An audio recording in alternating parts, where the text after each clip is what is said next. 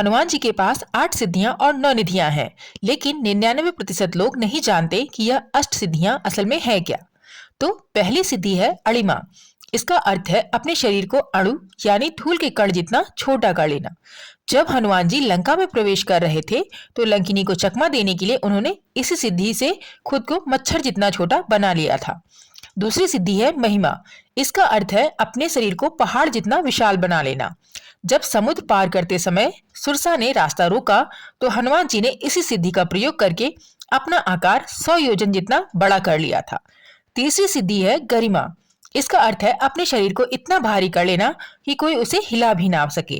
जब महाभारत काल में भीम को अपनी ताकत पर घमंड हो गया था तो बूढ़े वानर के रूप में लेटे हनुमान जी ने अपनी पूंछ रास्ते में रख दी थी। 10,000 हाथियों का बल रखने वाले भीम भी उस पूंछ को 1 इंच नहीं हिला पाए थे। यह गरिमा सिद्धि का कमाल था। चौथी सिद्धि है लघिमा। गरिमा का ठीक उल्टा, अपने शरीर को रुई या हवा से भी हल्का कर लेना। अशोक वाटिका में हनुमान जी वृक्ष के पत्तों पर बैठे थे, लेकिन पत्ता झुका तक नहीं। इसी सिद्धि के कारण वह हवा में उड़ सकते हैं। पांचवी सिद्धि है प्राप्ति। मनचाही वस्तु को प्राप्त करना और पशु पक्षियों की भाषा समझना। जब माता सीता की खोज हो रही थी तो हनुमान जी ने पशु पक्षियों की भाषा समझकर ही कई संकेत प्राप्त किए थे। छठी सिद्धि है प्रकाम्य।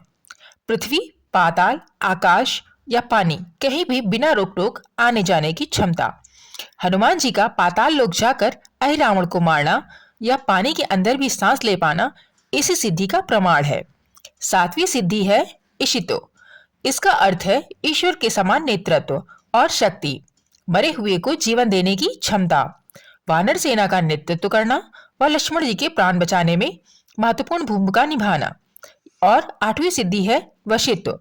किसी के भी मन को वश में कर लेना और अपनी इंद्रियों को जीत लेना। हनुमान जी जितेंद्रिय हैं। उन्होंने अपने मन और काम वासना पर पूर्ण विजय प्राप्त की है, इसीलिए वे ब्रह्मचारी हैं। ऐसे ही और वीडियोस के लिए हमारे वीडियो को लाइक और चैनल को सब्सक्राइब करिए। अभी हमने बात की हनुमान जी को प्राप्त अष्ट सिद्धियों के बारे में, तो अब हम बात करेंगे हनुमान जी की 9 निधियों के बारे में। तो इसमें पहली निधि है पद्म निधि। पद्म निधि के लक्षणों से युक्त साधक सात्विक गुणों वाला होता है। महापद्म निधि।